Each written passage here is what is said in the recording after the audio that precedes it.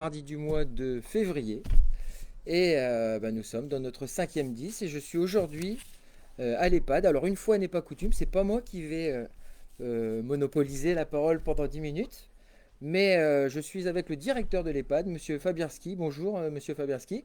Eh bien, bonsoir. Voilà, donc est-ce que vous pouvez rapidement vous présenter en quelques mots? Ben voilà, je suis Eric Falbierski, donc je dirige cette EHPAD de Vambrechy depuis 2011. Précédemment, je dirigeais l'EHPAD de Quesnoy-sur-Dole et ça depuis 2007. En 2011, on a décidé de regrouper les établissements tout en les laissant parfaitement autonomes. Et l'idée, c'était que avec deux établissements, on puisse bénéficier de plus de moyens. C'est grâce à ces deux établissements qu'aujourd'hui, on a notamment un médecin coordonnateur à temps plein, une psychologue, un ergothérapeute, psychomotricien, enfin un plateau technique bien étayé grâce à cette mutualisation. Très bien, donc mutualisation, donc vous dites vous êtes là depuis 2011, l'EHPAD lui il est là depuis bien plus Alors, longtemps. l'EHPAD est un vieil établissement de l'agglomération lilloise. C'est l'un des premiers hospices de l'agglomération lilloise. Il a été créé dans la première moitié du 19e siècle. C'était un hospice, un lieu de bienfaisance de la comtesse Aubert, enfin de Tête, je vous dis ça. C'est un établissement qui a été réhabilité à deux reprises, après la guerre et ensuite dans les années 70. Mais très vite, on s'est rendu compte que cette réhabilitation des années 70 ne correspondait absolument plus aux besoins de la population vieillissante d'aujourd'hui. D'accord, donc il a fallu, vous en tant que directeur en tout cas, prendre une décision de se dire, voilà, l'établissement nécessite d'y faire des travaux. Voilà. En fait, l'établissement correspondait absolument plus aux besoins des personnes âgées dépendantes. Il ne permettait pas non plus de mettre en place des soins techniques médicaux. Même un lit médicalisé à l'époque ne rentrait pas dans cette chambre qui faisait 10 mètres carrés. Pour 67 résidents à l'époque, on avait deux salles de bain médicalisées, ce qui était peu. Les chambres étaient équipées d'un petit cabinet de toilette et au-delà de ça, les conditions de confort, de chauffage, etc. étaient devenues complètement exécrables. Et c'est vrai qu'en 2011, eh bien, on a fait avec le conseil d'administration, on a décidé de lancer cette opération de reconstruction de l'EHPAD avec une position très forte que j'ai souhaité défendre et j'ai été rejoint par le conseil d'administration. C'était le fait de garder notre situation en cœur de ville. Ça me paraît essentiel parce qu'on a la chance d'avoir un établissement en cœur de ville, complètement intégré dans la cité. Et ça, c'était vraiment extrêmement important. Alors, vous parlez du conseil d'administration. Quel est le statut de l'établissement de l'EHPAD Aubert? Alors l'établissement a une particularité, c'est que c'est un établissement public autonome, Voilà, hein. donc c'est pour ça que le maire de la commune que je suis et qui était le maire précédent, donc est président du conseil d'administration. Effectivement, le maire de la commune dans un établissement public autonome est président de droit du conseil d'administration. Cet établissement a exactement la même forme que les établissements hospitaliers français. L'essentiel des professionnels, dont moi, sommes fonctionnaires hospitaliers, Très hein. bien. Donc on a le même statut qu'un hôpital public. Mais effectivement, vous avez la présidence de ce conseil d'administration du fait du cadre réglementaire, en fait. Voilà. Très bien. Donc je reviens aux travaux. Quand est-ce qu'on peut espérer que ces travaux se terminent? Alors les travaux seront terminés fin mai, début juin. Des travaux complexes parce que on a bâti 80 chambres et un bâtiment de plus de 5000 mètres carrés sur un terrain qui en fait 4007. C'est des travaux qui ont été phasés en trois phases. On a commencé par bâtir une partie du nouveau bâtiment dans le fond de la propriété. On a déménagé une partie de l'ancien bâtiment. On a démoli cette partie de l'ancien bâtiment pour construire une nouvelle partie du bâtiment. Et enfin, donc en septembre de cette année, on a déménagé l'ensemble des résidents dans le nouveau bâtiment. Et la dernière phase de travaux qui nous reste à opérer, c'est effectivement tout le réaménagement de la partie de l'ancien bâtiment que nous gardons, c'est-à-dire l'accueil, le pôle médical, la salle à manger. Et là, c'est le grand plaisir des résidents, Notre jardin intérieur qui va être traité un peu comme celui du jardin de la comtesse avec des espaces de déambulation, des espaces de repos, des endroits pour jardiner. Enfin, vraiment un beau projet. Ouais, et donc c'est vraiment pas la partie la plus simple, hein, puisque comme vous l'avez dit, aujourd'hui la salle de restauration du coup est déplacée et les résidents qui avaient l'habitude de manger ensemble dans un restaurant, voilà, plutôt dans une formule restaurant, bah, mangent toujours ensemble naturellement, mais Dans un autre espace. dans Dans un un autre autre espace, espace. qui est plus contraint peut-être. Cet espace est plus contraint, on n'a plus la cuisine à proximité, on n'a plus non plus les services hôteliers à proximité.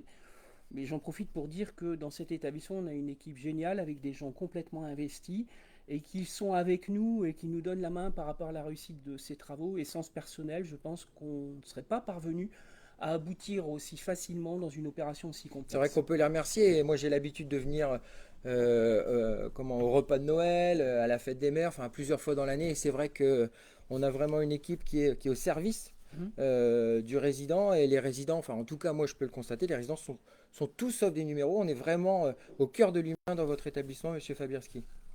Alors du coup, bah, justement, comment a été pensé cet espace pour que soit favorisé en plus le bien-être des résidents?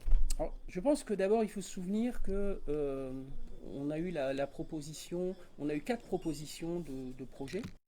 Le projet qu'on a retenu, donc qui est la réalisation d'aujourd'hui, a fait à l'époque l'unanimité, puisque pour choisir le projet, on a associé des représentants des résidents, des représentants des familles et des représentants du personnel.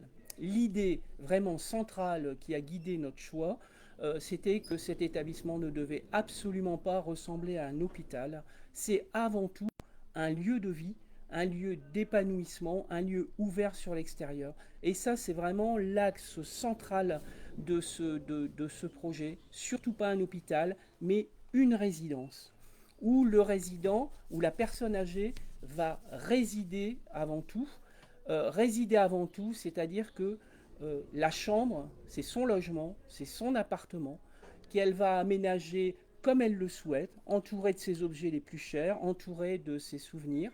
Par contre, notre cœur de métier, c'est aussi le soin et la partie médicale.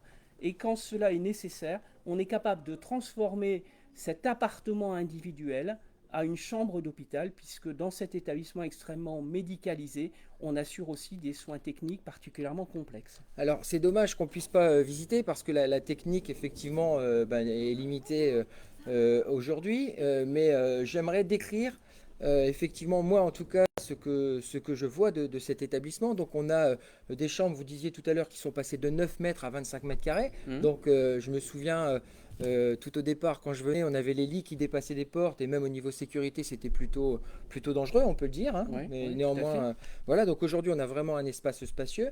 On a aussi des salles de bain Mmh. dans chaque chambre est également équipée De de rails, de rails pour manutention. pouvoir voilà, bah, permettre de déplacer les personnes sans leur faire mal. Oui. Et puis deux, aussi de faciliter l'ergonomie des personnes qui travaillent, des soignants qui travaillent au service des résidents. Et Euh, aussi la mobilité des résidents, parce qu'on a un certain nombre de nos résidents qui sont à mobilité réduite en fauteuil roulant.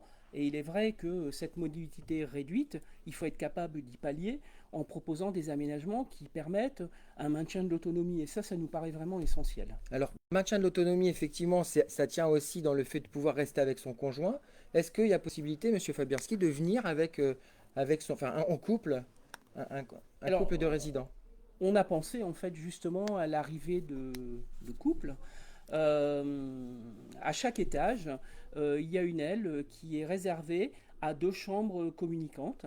Si les personnes souhaitent dormir dans la même chambre, eh bien, ils peuvent occuper la même chambre et l'autre chambre peut être à destination d'un salon, d'un espace de rencontre pour la famille, etc.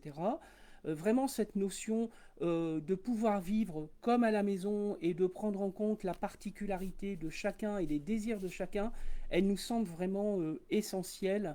Et dans cet établissement, rien n'a été standardisé, tout simplement parce que pour nous, l'enjeu, c'est l'individualisation de la prise en charge. Les gens, quand ils arrivent chez nous, ils ont une histoire qui est longue, ils ont des habitudes de vie, ils ont des choses qu'ils aiment, des choses qu'ils aiment moins, Et l'accompagnement individualisé, il doit être basé sur la personne. Et Sur ça, la ça nous personne. paraît vraiment important. D'ailleurs, j'ai envie de dire, notre leitmotiv aujourd'hui, on ne vit pas à la résidence, on existe. Et la nuance qu'il y a entre vivre et exister, on existe si on opère des choix et si on reste un adulte à part entière. Et ça, c'est vraiment notre leitmotiv. Eh ben merci, Monsieur Fabierski. Du coup, moi, vous me donnez une perche. Alors, Bernard, Ah, moi, je peux raconter l'histoire. alors, est-ce que vous voulez vous lever, Bernard, pour vous rapprocher du micro?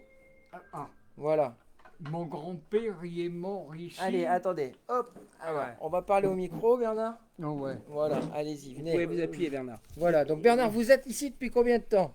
Ben, il va avoir 2 ans, fin mars. D'accord. Le 28 ou le 29. Alors, Un jour près. Je ne sais Alors- plus, Bernard, mais c'est au mois de mars. je vous laisse, Bernard, je vous laisse 20 secondes pour raconter la petite histoire et après nous dire comment vous êtes ici. Moi, je suis bien mis. D'accord? Ben, j'avais pris ma décision. Je connaissais la maison depuis ce temps. Hein. Alors, Ma maman est décédée ici. d'accord. Et le père de maman, en 46, il est décédé qui était ici. D'accord. On disait l'hospice. Et à cette époque-là, ça donnait sur la route, c'était les religieuses. Et il y avait comment dire, les hommes ensemble, les femmes 2 ensemble. dortoirs. Mais il n'avait même pas une quarantaine à cette époque-là. Hein. Bon, Qu'est-ce que vous pensez de votre chambre, Bernard, aujourd'hui? Hein? Qu'est-ce que vous pensez de votre chambre aujourd'hui? Elle est bien. Pourquoi Si je l'ai choisie, c'est parce que je trouvais qu'elle était bien. Et pourquoi elle est bien, cette chambre? Ben, j'ai une belle vue, moi. Et c'était important pour vous de continuer Bah, à voir la vie de Ben, Vendrechy. on aime bien un petit peu voir l'extérieur. Hein. Ouais, alors ça se dit pas, Bernard, mais il y a combien de temps que vous habitez à Vambrechy? Ben, je suis né ici, moi. Non, à Vambrechy. Ouais, mais il y a combien de Ben, temps? je suis né à Vambrechy. Il y a combien de temps? Ben, comptez, il y a plus de 85 ans que j'habite Voilà, Vambrechy. 85 ans que vous êtes Vambrecita. Et votre famille aussi, elle est de Vambrechy? Mon père est de 1901, il est né à Vambrechy en 1901. Bon, voilà. Et mes grands-parents, ils sont nés à Vambrechy, j'ai encore le bazar, autour d'ici, avant la guerre 70. Eh ben, bon. Non. Bah, en tout cas, je pense que maintenant, il est temps de dire au revoir à toutes les personnes qui nous regardent, parce que maintenant, on va accueillir 2 autres personnes. Donc, on va accueillir Michel Mesmac, qui est conseiller délégué comment je veux dire, à l'action sociale, et puis le docteur Boulmé, qui est un médecin de Vambrechy, et ils vont nous parler forcément de la thématique santé. On est vraiment dans la continuité de la santé, Bernard. Bon, Vous je restez avec laisse, nous? hein. Bon, vous repartez? Ben, Dans votre non, chambre je peux. Si. si- Il y a quoi? Il y a question pour un champion à cette heure-là? Vous regardez euh, question pour un champion? Non. Non. Je sais pas. Je sais pas. C'était pas une question piège. Hein. Les Bon, jeux. venez, on va se mettre là-bas, nous. D'accord? Et Ouais, on, va ouais, laisser, si je veux. on va laisser arriver le docteur Boulmé et Michel Ouais, ouais. Mesnac. Ah, En tout cas, il- bonsoir il à est- tous et à toutes. Il est docteur, il est suivant branché. Exactement, voilà. Ah, bon, pas la rue du 11 novembre, Non, la rue du Général Leclerc. Voilà. Ah ouais, c'est Rodil, ça. Mais je suis Vambrecita depuis Ah, mais moins je sais longtemps que que vous. vous Hein. Moi, ça fait que 20 ans. Hein. Ah ouais, Allez, on va aller s'asseoir là-bas, Bernard. ah ouais. Allez, je vous souhaite en tout cas à tous et à toutes une bonne soirée. Bienvenue, docteur. Merci, Michel. monsieur le maire. Merci, Je monsieur te le laisse maire. le micro. Déjà, merci à monsieur le maire et à monsieur le directeur de nous recevoir pour Merci beaucoup, merci à vous. cette rencontre. Bonjour docteur. Bonjour, monsieur Mesnac. Voilà, Ravi de vous enchanté. rencontrer. Moi aussi, c'est la première fois. On va commencer les hostilités. Hein. Allez-y, On va commencer avec je suis prêt. Voilà. Docteur Boulmé, Oui. pouvez-vous nous expliquer de quoi parle-t-on lorsqu'on évoque l'accessibilité aux soins? Alors, vaste sujet. L'accessibilité aux soins, n'était pas vraiment un problème il y a quelques années. Elle le devient pour plusieurs raisons. Je ne vais pas m'y étendre, mais déjà pour une raison de population qui augmente, on sait très bien, par le vieillissement de la population. Mhm. Et donc, par le vieillissement de la population, on sait très bien que les problèmes de santé sont de plus en plus présents. Ça, il faut le savoir. Donc, l'accès aux soins, malheureusement, rencontre un autre problème, un autre défi qui remonte à plusieurs années, c'est-à-dire la baisse, malheureusement, du nombre de médecins, notamment généralistes, mais aussi dans certaines spécialités. Du coup, on a une offre qui baisse et un besoin qui augmente. Donc, ça crée forcément un conflit, avec bien sûr des capacités pour chaque soignant, une limite dans l'activité de chaque jour, puisqu'on ne peut pas recevoir tout le monde, etc. Bien sûr. Donc, chaque prise en charge, qu'elle soit médicale, kinésithérapique, infirmière, aide-soignant, parce que je parle de tout le corps soignant, je ne parle pas que de la profession de médecine générale, est confronté à ce problème-là. Donc chaque rendez-vous devient un moment important, précieux, qu'il faut préparer, mais qu'il faut aussi honorer. Ouais. Donc je peux embrayer sur le côté honoré parce que on rencontre depuis quelques années quand même un fléau grandissant.